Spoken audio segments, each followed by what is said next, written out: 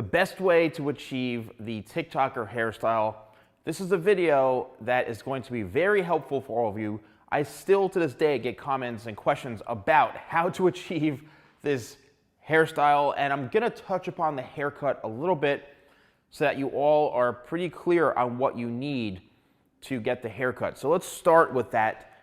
And the haircut really comes down to a number of things. This mannequin also has lighter hair color, like a dark blonde. It's the same method, technique, haircut. If your hair is jet black or platinum blonde, it's all still the same. So what you need to understand is that the haircut has to be layered and a certain length. And there are a variety of different TikTok kind of haircuts where the sides are really, really short, the back is short, and it's tapered, and it blends in and works into this being very, very long. That's a nice one. I think that's great if you are looking to keep the hair looking a bit more on the neater side and not so messy looking. Then you've got the TikTok haircut where it's, you know, pretty long and bushy throughout the sides and the back, and then as well on top, and it's really long, and I call it the dead animal type of hairstyle.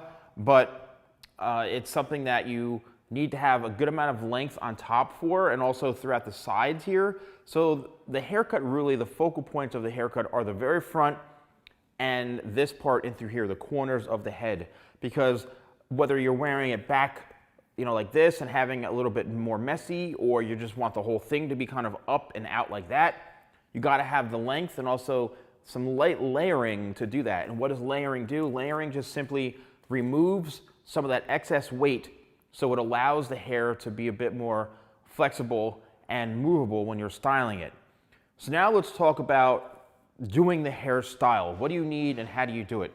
First things first, if you don't want to use a curling iron, because I've seen a couple of these guys using a curling iron to achieve this look, where they're simply taking the curling iron while it's hot, so you have to be careful, so you're using a hot tool, and they're just rolling it back like this for a couple of seconds, letting it go, and what that's doing, it's creating a little bit of a flip and a wave, not even a wave, like a flip right in through here, going back the opposite direction. Because if you notice, a lot of them have flips where the hair is actually down, but this part is flipped up and going back. So you need something. You need to manipulate the hair and get it to bend in order to have that kind of look. And the only way you can do that is either with a hot tool or blow drying and setting the hair in place. It's not magically going to just do that unless you wake up one morning and you run your fingers through your hair and kind of mess with it, and it does that. You have bedhead, right? You're just taking advantage of the bedhead. So you can get that look, but if you're looking for a more polished type of style, then this is what you need to do. So this is a round brush.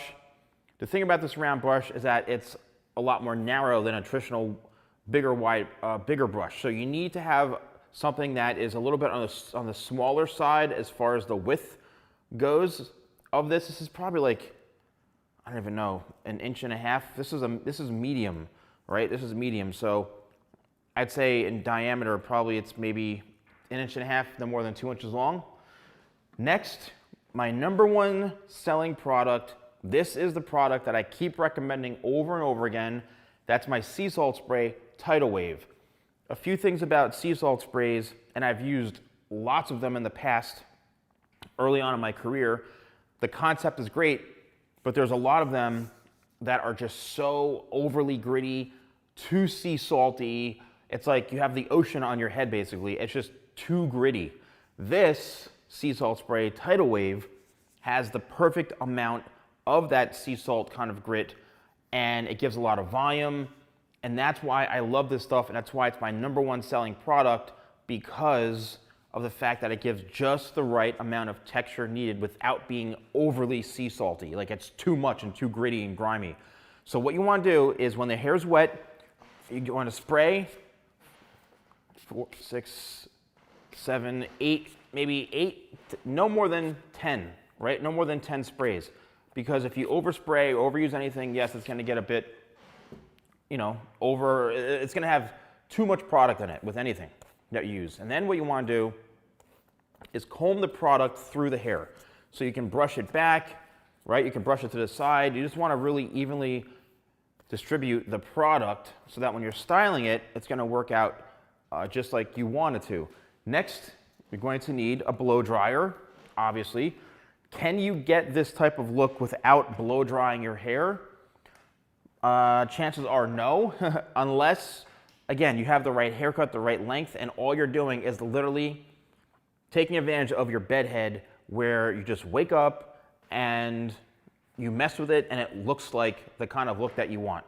So yes, you can achieve it, but you're gonna have to wait a day because you have to sleep on your hair and then the next morning hope it's gonna turn out right. This to me is the best way to do it.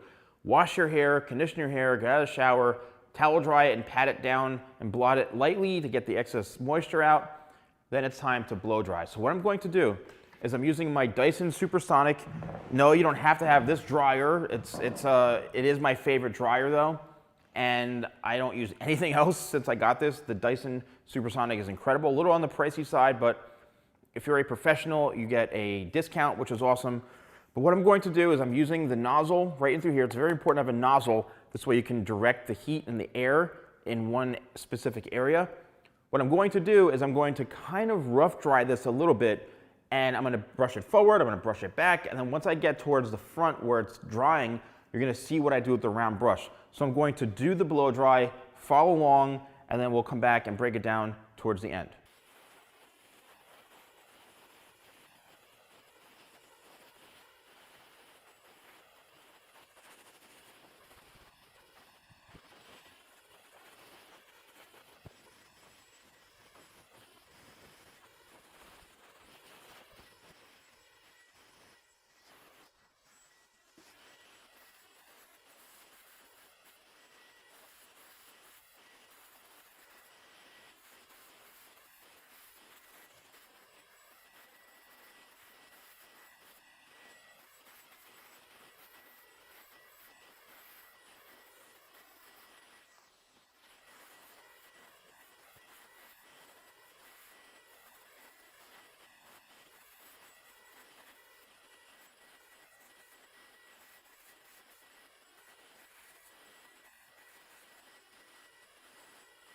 All right, so as you can see, we've got the famous TikTok look relatively easily, all right, where it's somewhat flat throughout the top here and all the volume and the flips are right in the front.